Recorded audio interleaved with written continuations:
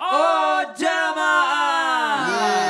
Alhamdulillah. Alhamdulillahirrahmanirrahim. Kembali lagi di Islami Tinda. Jamaah Islami Tinda yang dirahmati Allah. Dimanapun Anda berada. Buat bapak-bapak, ibu-ibu, adik-adik, kakak-kakak semuanya ya. Kita ingatkan lagi tema kita pagi hari ini bagus banget. Temanya adalah ampunan Allah itu lebih luas dari dosa-dosa kita. Alhamdulillah. Nah sebelum kita lanjut, saya ngajak juga nih jamaah yang di rumah ya untuk melihat sebuah video tayangan lagi. Ini agak sedikit unik nih. Pesantren metal mencetak pribadi bertaubat. Maksudnya apa ya? Ini dia tayangannya.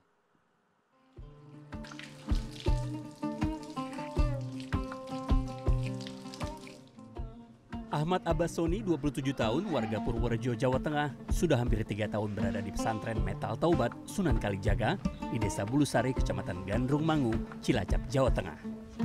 Sebelum bertaubat, ia hidup di jalanan sejak usia sekolah dasar hingga kerap mabuk-mabukan, memalak, berkelahi, dan mengkonsumsi narkoba. 5 kali keluar masuk penjara, kini ia sadar dan ingin kembali ke jalan yang benar. Setiap hari selain belajar sholat, Soni mengaji serta membantu menjaga kebersihan lingkungan dan menyelesaikan berbagai pekerjaan. Ali Sahrudin, pengasuh Pondok Pesantren Metal Taubat Sunan Kalijaga mengatakan, pesantren yang berdiri sejak 1999 itu memiliki 4 blok yang terdiri atas blok santri laki-laki, blok santri perempuan, blok penghafal Al-Quran, serta blok khusus penanganan pecandu narkoba dan kenakalan remaja. Masya Allah, tabarakallah. tabarakallah. Ibu-ibu tepuk tangan. Saya tuh suka istilahnya. Istilahnya tuh Apa istilahnya betul? pesantren metal taubat. Maksudnya anak-anak yang bandel itu untuk bertaubat di situ tempatnya. Ini Masya Allah. PMT. Apa tuh? Pesantren Metal Oh Taubat. ya Allah. Ini saat kita coba mau nanya juga nih. Kita bicara masalah dosa. Ya Iya. setiap manusia itu pasti nggak luput dari dosa. Baik dosa Oke. kecil ataupun dosa besar. Pada saat kita bertaubat. Iya. Apa sih indikasinya kalau Allah itu udah mengampuni dosa-dosa kita? Oke. Taunya dari mana? Mau tahu? Mohon izin penjelasannya. Saya langsung Tepuk tangan Ustadz Maulana. Singkat aja ya. Ustaz Oke, Samadkan, Ustaz Sam. Dan semuanya. Dengarkan baik-baik. Ampunan Allah diberikan kepada hambanya berupa rahmat. Gitu. Amin. Tanda-tanda diterimanya ampunan itu ketika Allah memberikan rahmat. Sehingga dosa yang pernah dia perbuat dimaafkan. Sehingga tidak diberatkan nanti hisapnya di hari kemudian. Sehingga nanti di akhirat akan mudah masuk ke surga. Tepuk tangan dong. Jadi itu tandanya. Ketika orang diampuni, tanda rahmat kasih sayang Allah. Kelihatannya tersiksa di dunia. Tapi sebenarnya itu Allah ampuni. Contoh, orang yang sakit panas bisa jadi Allah panaskan dia di bumi ini, di dunia ini dengan panas sakit. Sehingga nanti tidak merasakan panasnya di neraka. Amin. Amin ya Allah. Dan juga tanda diterimanya ampunan itu, tobat itu dengan cara apa? Dimudahkannya berbuat kebaikan. Mudah melakukan ibadah, bangun tahajud, bangun ibadah, salat tobat dan sebagainya. Semua lalu didatangkan orang-orang yang baik padanya. Termasuk orang baik yang rese di belakang saya. Ustadz Ahmad kan ya Allah. Bukan dong. Padle. Kan ada 2, 3 malah Ustadz Syam. Nih. Didatangkan orang-orang yang baik yang senantiasa mengingatkan padanya. Dimudahkan. Satu lagi.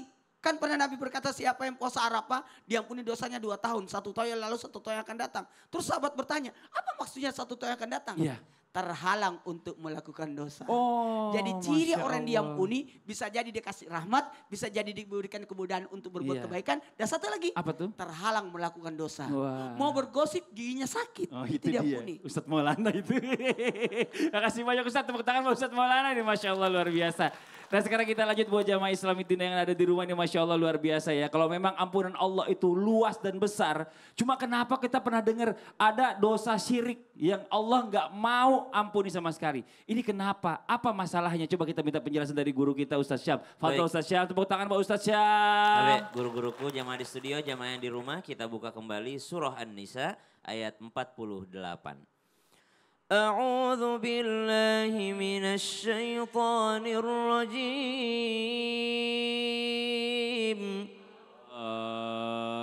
Bismillahirrahmanirrahim. Inna Allah الله لا يغفر أن يشرك به ويغفر ما دون ذلك لمن يشاء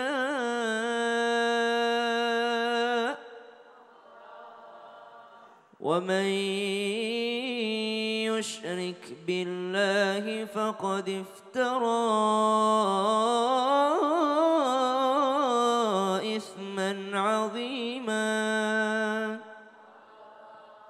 Allahumma arhamna bil Quran. Sesungguhnya Allah subhanahu wa ta'ala tidak akan mengampuni dosa karena mempersekutukannya.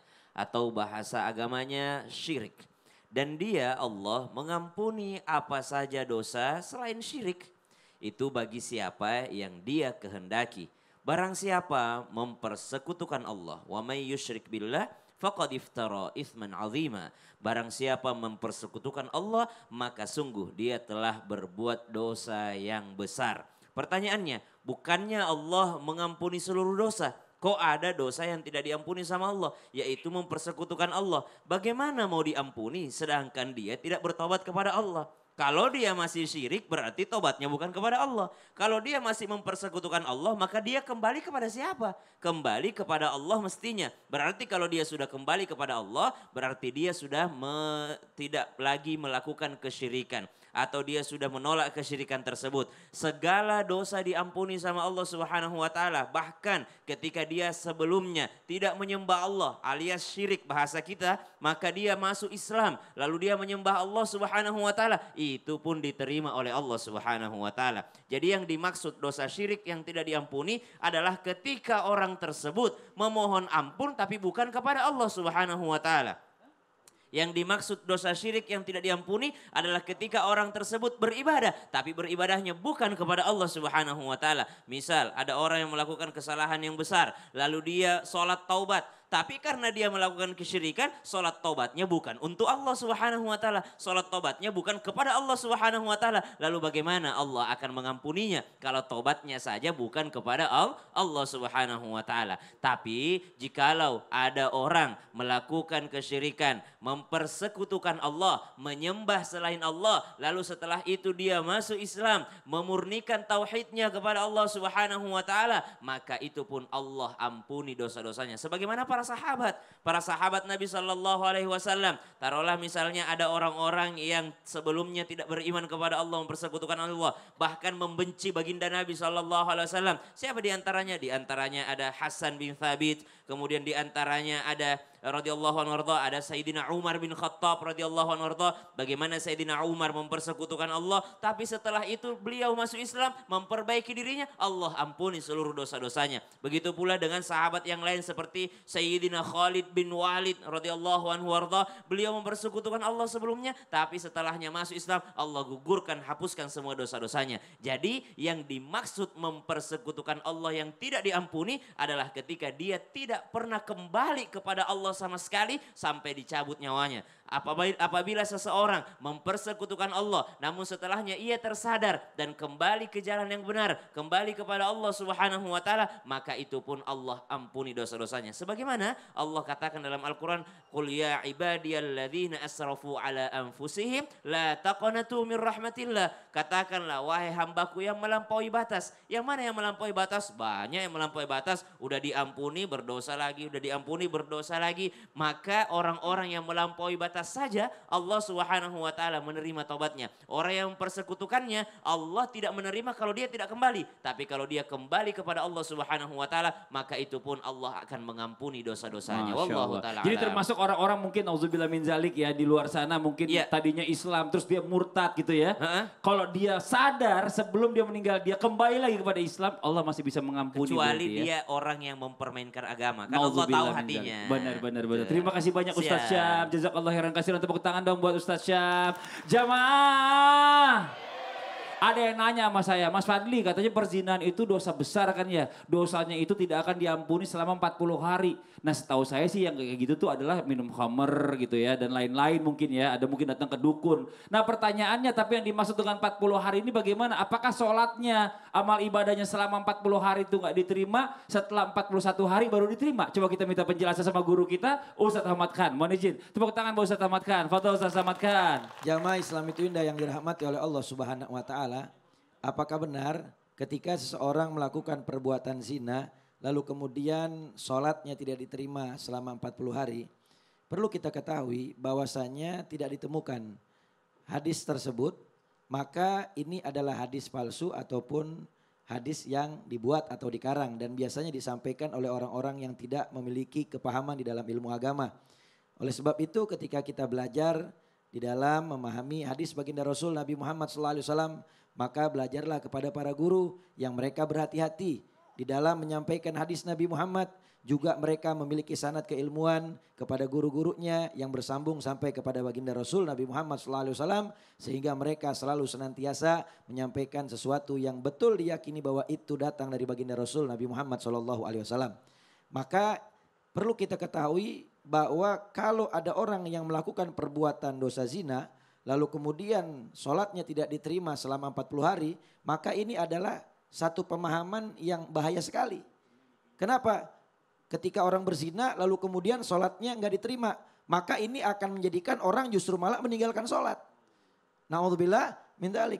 Yang ada di dalam riwayat Sahih Muslim adalah hadis yang menyatakan tentang orang yang datang kepada dukun, peramal, paranormal dan sejenisnya, maka niscaya mereka tidak diterima sholatnya 40 hari dalam riwayat selama 40 malam. Begitu juga di dalam hadis riwayat Imam Abu Daud yang dikatakan di dalamnya bahwa Nabi berpesan orang yang meminum khamar atau alkohol maka niscaya sholatnya ditolak oleh Allah Subhanahu wa taala selama 40 malam. Nah ini perlu kita pahami karena banyak di zaman sekarang penyampaian-penyampaian yang bertebaran baik secara langsung ataupun melalui media sosial yang butuh kepada pemahaman dan pengkajian. Kenapa? Bahkan ada satu riwayat di dalam satu hadis dikatakan di dalam hadisnya manadhara ila aurati akhihi muta'ammidan lam yaqbalillah salatu arba'ina lailatan. Siapa orang yang memandang kepada aurat saudaranya atau melihat kepada hal-hal yang aurat orang lain atau melihat video-video yang mungkin diharamkan untuk ditonton yang di dalamnya terdapat aurat orang, maka orang tersebut akan ditolak dia punya sholatnya selama 40 malam. Nah ini hadis diterangkan oleh Al-Imam Ibnu Qayyim Al-Jauzi rahimahullah ta'ala di dalam kitabnya Tadhkir Al-Maudu'at bahwasanya ini termasuk daripada hadis yang maudhu, hadis yang dikarang oleh orang. Oleh sebab itu penting sekali kita memahami dan mempelajari daripada hadis baginda Rasul Nabi Muhammad SAW. Dan yang benar adalah kalau ada orang yang dia berbuat dosa zina, kalau dia bertobat kepada Allah Subhanahu wa taala maka Allah terima taubatnya. Kalau dia melakukan sholat selama secara syariat segala sesuatu yang berkaitan dengan rukun sholat dan syarat sah sholat itu sempurna sesuai dengan apa yang telah diajarkan, maka sholatnya diterima oleh Allah Subhanahu wa taala. Dan di dalam kitab diterangkan bahwasanya perbuatan dosa zina minal kabair termasuk daripada perbuatan dosa besar. Maka jangan disepelekan juga.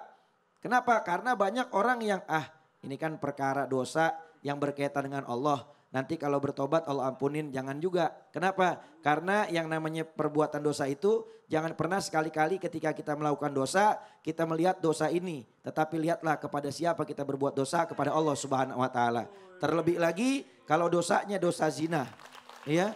Terlebih lagi kalau dosanya dosa zina, ini termasuk dosa besar. Bahkan di dalam satu riwayat dari sahabat Nabi, Rasul SAW beliau bersabda, orang yang berbuat zina kata Nabi, iyakum wa zina fa inna fi situ khisalin, thalathun fi dunya wa thalathun fil akhirah. Kata Nabi Muhammad, hati-hati kalian jangan berbuat dosa zina. Karena orang yang berbuat dosa zina di dalamnya terdapat 6 azab dari Allah Subhanahu wa taala. Thalathun fi dunya wa thalathun fil akhirah. 3 azab ketika di dunia, 3 azab ketika di akhirat. Apa azabnya orang yang zina? 3 azab di dunia. Yang pertama adalah fanuksonu rizki wa qatul ajal wa sawadul haji.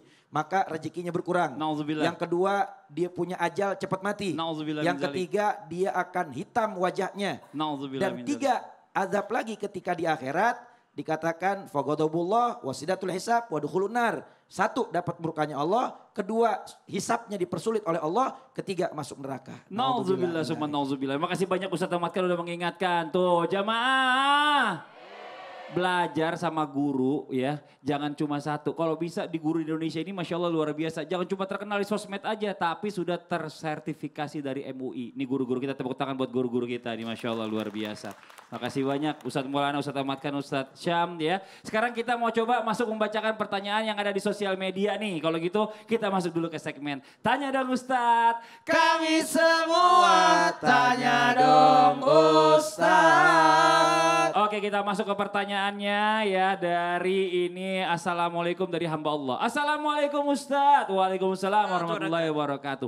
Di lingkungan rumah ada paham yang katanya jika membayar sejumlah uang kepada imamnya, maka dosa dan kesalahan kita bisa dihapus semua. Emang bisa begitu ya Ustadz? Katanya bayar kafarat, mungkin kali ya kafayat nih katanya nih kafarat maksudnya nih. Masa iya sih Ustadz dalam Islam ada yang seperti itu? Nah ini dia coba kita tanya guru-guru. Ustadz Syam, ini makanya saya bilang tadi kan guru-gurunya harus tersertifikasi. Ini maksudnya ada memang pengakuan bahwa ini memang gurunya tidak menyesatkan sebenarnya. Dalam hadis riwayat Bukhari Muslim, hadis sahih, ittaqun nar walau bisyikki tamratin. Jauhilah neraka walaupun hanya secuil kurma gitu. Artinya bersedekah itu bisa membuat kita menjauh dari neraka. Jadi sedekah itu bisa membuat seseorang itu diampuni dosanya ya. Tapi kalau tidak menemukan secuil kurma bikalimatin thayyibah, dengan kalimah yang baik itu sudah mengampuni dosa ataupun menjauhkan seseorang daripada nerakanya Allah Subhanahu wa taala. Berarti kalau niatnya sedekah itu bisa jadi kafarah, bisa jadi penghapus dosa kalau niatnya sedekah. Tapi kalau sudah ditarif harus kepada imamnya, mana imamnya udah kaya raya gitu ya Bu ya. Udah rumahnya mewah, mobilnya mewah, tapi disuruh bayar sama imamnya supaya diampuni dosa. Ini tidak ditemukan riwayatnya sama sekali. Kalau ada pun saya mau itu ya. Oh nice, enak aja. Berarti dicoret dari sertifikasi Ustadz Syamdar. Jangan. Iya. Angkatan ketiga. Oh, ketiga. Kalau Pak Ustadz Maulana? Sama. Jadi kalau sedekah itu menjauhkan dari neraka, tapi kalau sudah ditarifin harus ke imam, itu tidak ada. Tidak ada. Makasih banyak tepuk tangan buat Ustadz Syam. Masya Allah. Nah sekarang saya mau kasih kesempatan sama jamaah yang ada di studio. Yang mau nanya boleh silakan angkat tangannya ayo. Mana? Sebentar. Dari sebelah sini dulu nih. Ibu, ayo boleh mohon izin. Angkat mic-nya sambil berdiri. Iya. Silakan Ibu. Assalamualaikum warahmatullahi wabarakatuh. Waalaikumsalam warahmatullahi wabarakatuh. Perkenalkan nama saya Ibu Khotimah dari Majelis Talim Babu Salam Pamulang Tangsel. Wow, tetangga saya. Babu Salam dekat Tangsel kan Pamulang ke rumah saya juga. Saya ingin bertanya Pak Ustadz. Oh iya boleh Ibu. Allah itu kan maha pengampun. Masya Allah, Tapi amin. apabila kita punya salah kepada kedua orang tua kita dan orang tua kita tidak mengampuni kita atau tidak memaafkan kita, apakah Allah akan mengampuni kita? Mohon arahan dan penjelasannya. Jazakillah khairan kasir. Wassalamualaikum warahmatullahi wabarakatuh. Waalaikumsalam warahmatullahi wabarakatuh. Bu kalau buat laki jazakallah Bu. Ya kan saya laki. Iya Ibu jazakillah lagi. Iya saya kan bukan pakai rok pakai sarung. Iya makasih banyak. Ustadz Ahmad kan mau izin jawab. Ya silakan izin. Jamaah Islam itu indah yang dirahmati oleh Allah Subhanahu wa taala. Ketika seorang hamba Allah Subhanahu wa taala melakukan perbuatan dosa kepada orang lain, mengapa Allah Subhanahu wa taala tidak memaafkan atau belum memaafkannya? Maka perlu kita ketahui bahwasanya baginda Rasul Nabi Muhammad SAW di dalam kitab Mukhtarul Ahadits An-Nabawiyah di dalam hadis ke-626 yang diriwayatkan oleh Imam Tabrani, baginda Rasul Nabi Muhammad SAW beliau bersabda, Zambun thalatha. Kata Nabi Muhammad dosa itu ada 3. Zambun la yugfar, wa zambun yugfar, wa zambun yujaza bihi.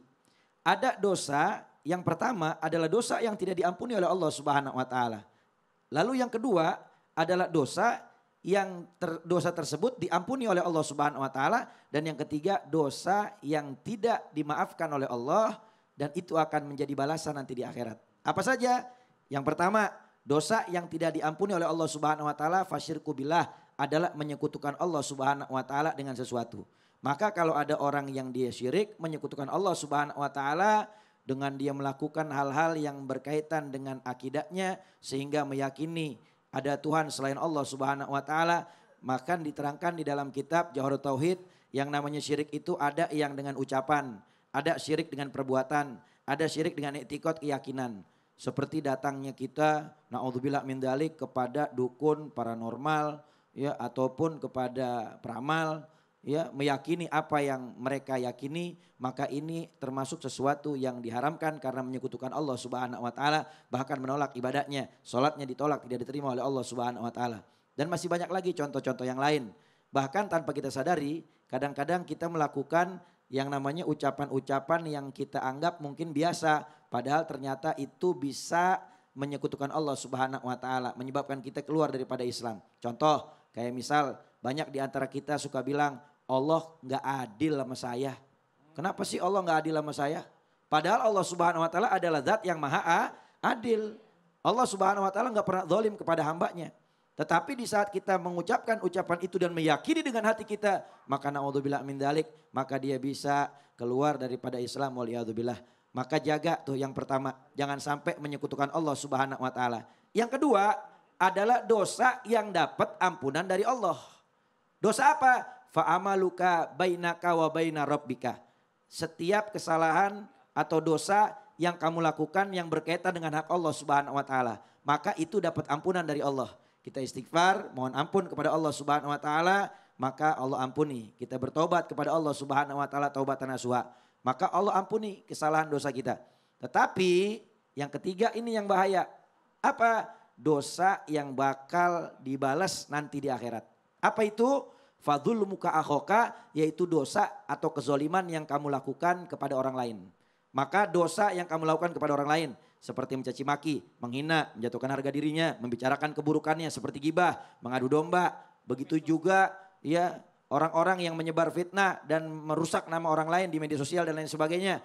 Ya, membuat fitnah, maka ini juga termasuk daripada perbuatan zalim. Di antaranya juga adalah berhutang. Yang dia niat hutang tapi kagak bayar. Maka ini termasuk perbuatan zalim.